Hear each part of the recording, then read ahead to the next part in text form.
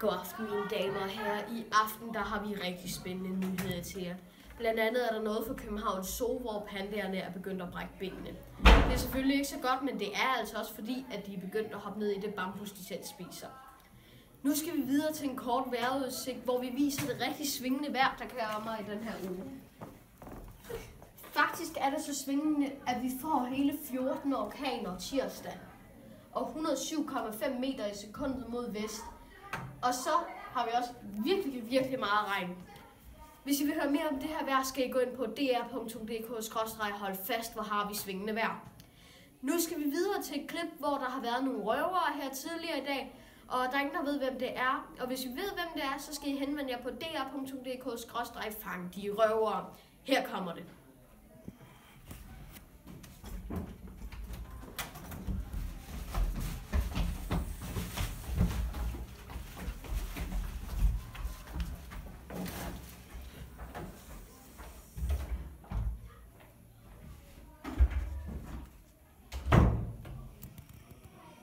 Ja, det var alt for i aften, men hvis I ved noget, så skal I jo bare henvende jer på det, jeg lige sagde. God aften.